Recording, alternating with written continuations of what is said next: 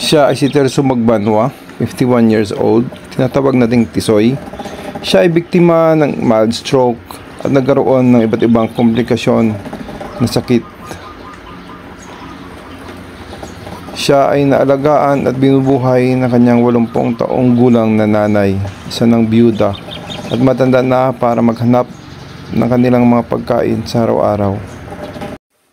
Ang ating adikhain na kahit sa anong paraan ay matulungan natin ang isang kapatid.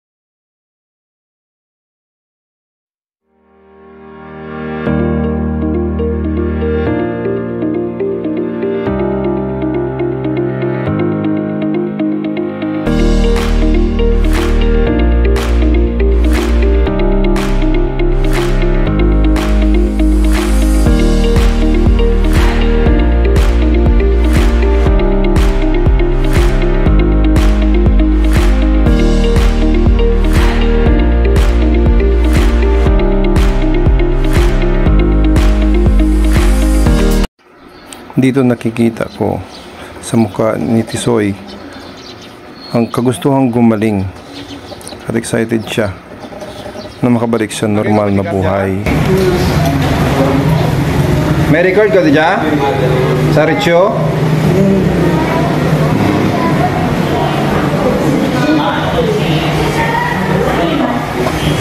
Magandang umaga. Nandito po tayo sa RHU Bugasong. Kasama natin si Terso o si Tisoy para magpa-check up at para maka-avail naman siya ng libreng hypertension maintenance niya. So nagbabasa kasali tayo ngayong araw na free si Doc para ma-check up niya at para ma-allocate niya kung anong tamang gamot para kay Tisoy. Dito ngayon tayo sa RHU Bugasong.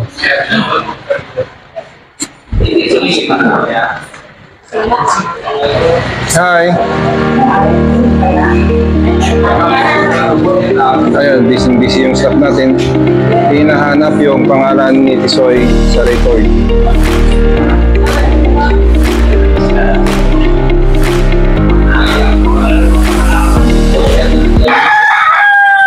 Sad story ngayong umaga dahil nang nakapunta tayo ng RHU, hindi na tupad yung mission natin na mabigyan siya ng maintenance dahil kailangan pa daw i-check up ni Doc at nagkataon naman na may online seminar ang doktor kaya hindi siya ma-check up ngayong umaga at hinahanapan pa kami ng resita kung ano yung dating gamot na iniinom niya, so based sa kanyang medical history.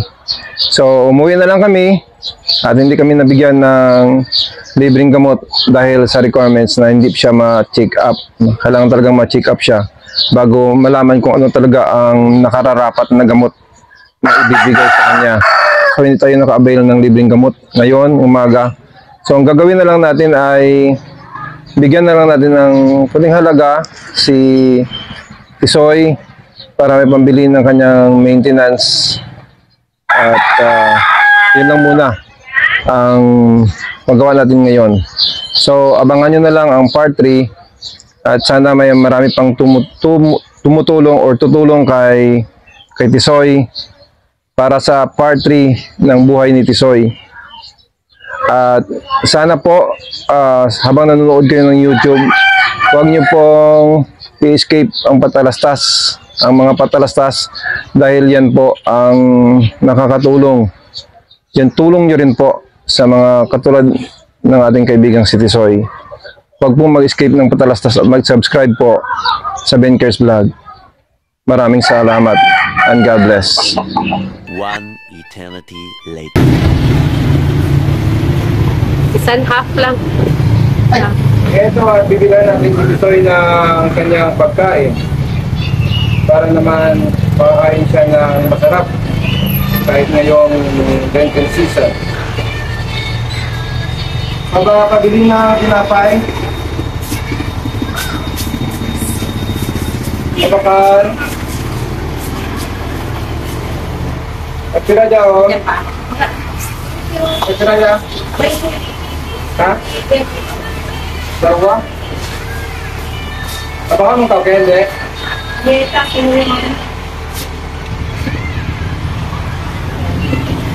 Dito na, oh. Oh, dyan, dalawa. Apat.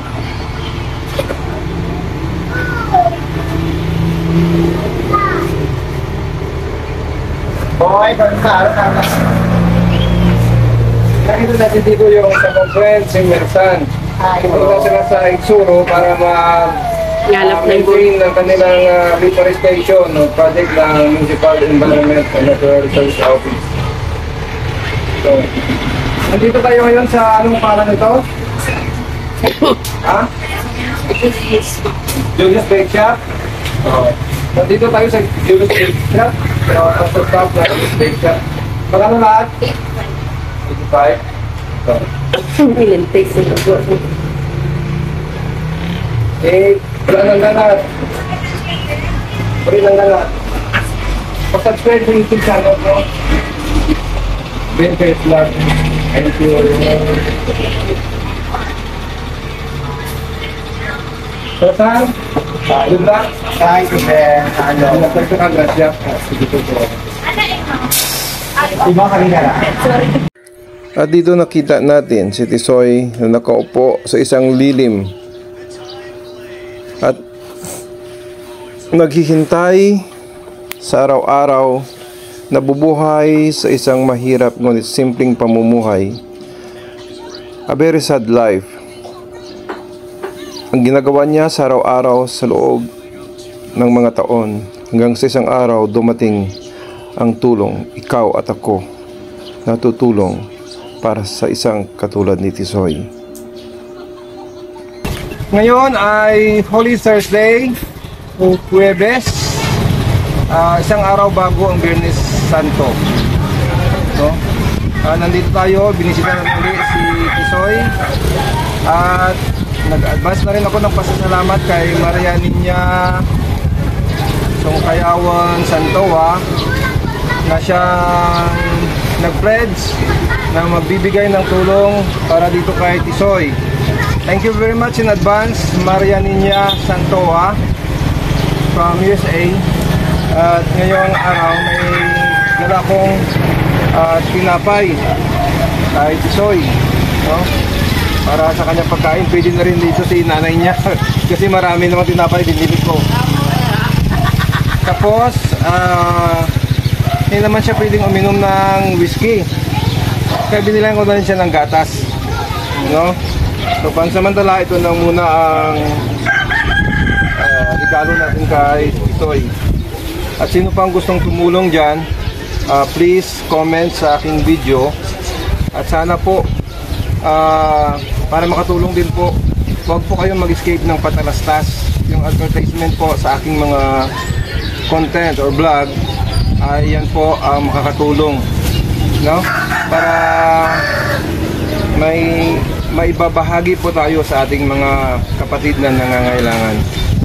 Maraming salamat at sabay-sabay po tayong gunitain ang pagkamatay at pagkabuhay ni Jesus para sa sangkatauhan. Thank you very much. Amin. Huh? Yan, so